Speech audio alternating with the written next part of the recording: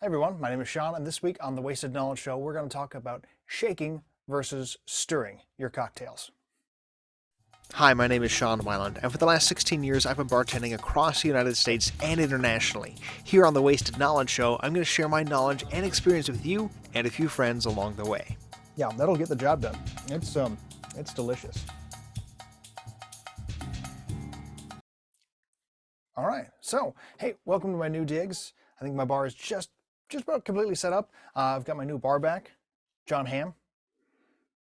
Oh yeah, and he's even out right now. Wonderful. Thank you, John Ham, for making an appearance on my show.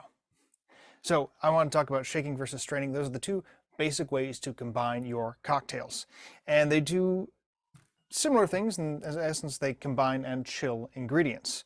But when you're, I said shaking versus straining again, when you're shaking versus stirring, but when you stir, it's very gentle, it leaves your spirits clear, and it just adds a chill to it versus almost freezing your ingredients.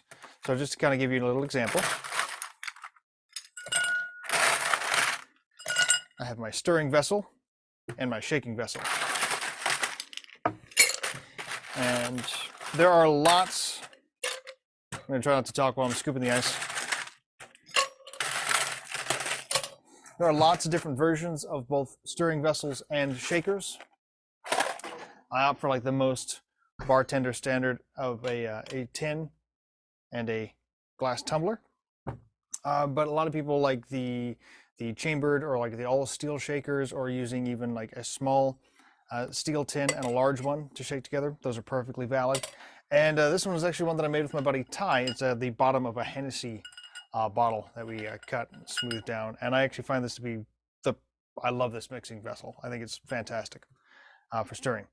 So usually when you stir, the reason you do it is obviously to chill, to cool things down, to mix ingredients together. But it's also when you don't need a lot of vigorous shaking, something that's going to aerate or bruise your liquor. Well, actually really to the opposite of that, when you shake it, it's because you need that action. So like if you're making, let's say, like an old fashioned, which would be classic in here, little bitters, little whiskey,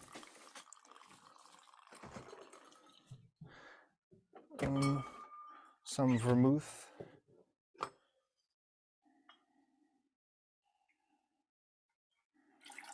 bam. So what you get when you combine that via stirring is something that ends up being very nice and clear.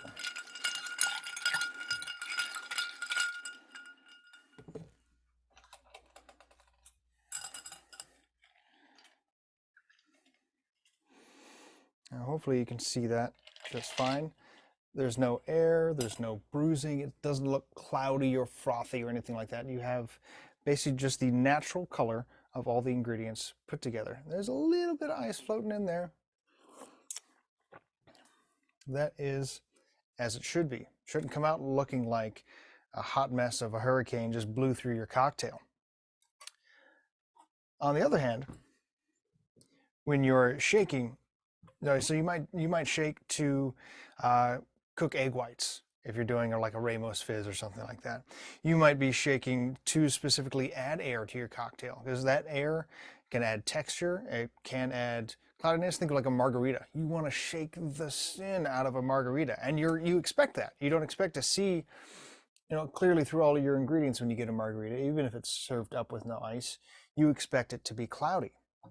What it can also do is that alcohol has a lower freezing point than water. So I was just actually reading, I think it was some transcripts from Tales of the Cocktail back in like 2008. You can still find them on the internet. It's really fun. People are talking about the science of shaking. You can shake your alcoholic product to below freezing. So, and they were talking about it in Celsius, but like 0 degrees Celsius would be freezing, or 32 Fahrenheit here in the States. You can get it to about -7 Celsius, or the maximum of -7 Celsius, by shaking it really, really hard and thoroughly. But that's also a lot of times when people are ordering martinis, what they're asking for is to shake it until you see frost on the side of your tin, which would indicate that it is at least freezing at that point.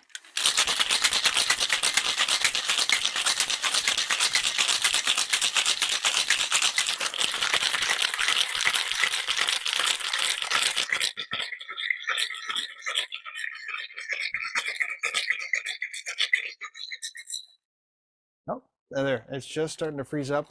We can scratch little bits of ice off of there. And you might have noticed I was actually shaking in different patterns and in at least 2 different ways right there. Kind of doing the one-handed, little elbow action, much firmer, back and forth. There are different ways to shake to incorporate more or less air into your cocktail. So if you're actually like almost rotating it around, you're adding a stirring action and really frothing your cocktail. And you may or may not want to do that. You may be really trying to get to maximum chill and maximum aeration, or not. You know, I'm going to give this, since I was talking, I'm going to give this a quick shake just so you can kind of see the bubbles as it's coming out.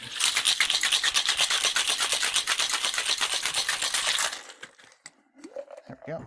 I mean, you can even see, I can see the bubbles on this, like stuck to the side of this glass. Look at that, it is cloudy. This was just vodka. We were just shaking up vodka right now. And it is cloudy, you cannot see through it at all.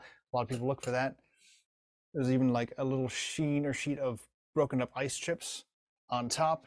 I mean, that is a well shaken cocktail. And I've added, gosh, at least 1/4 of an ounce, probably closer to 1/2 ounce of volume of water, even a little bit more, to that vodka. So I've literally have watered it down, which again, if you're drinking a high proof or a high concentration alcohol cocktail like a martini, where you're just maybe a little bit of vermouth, vodka, some a little bit of dirt maybe, you're going to want to water it down a little bit. You need to open it up. You need to give your liver even a little space.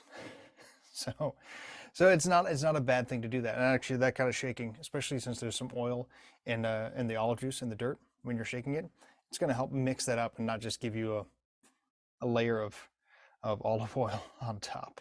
So those are the main differences between shaking and stirring. I hope you learned a little bit. I hope you drink responsibly and have a good time out there. And I'll be back doing this, sharing my experience of cocktails and bartending and bar knowledge. If you have any questions, feel free to ask. I'll be happy to answer them. I get questions from my friends all the time, and I might even be sharing some of those in future episodes. So cheers, everyone. Take care. I'll see you next time. Bye, John Hamm.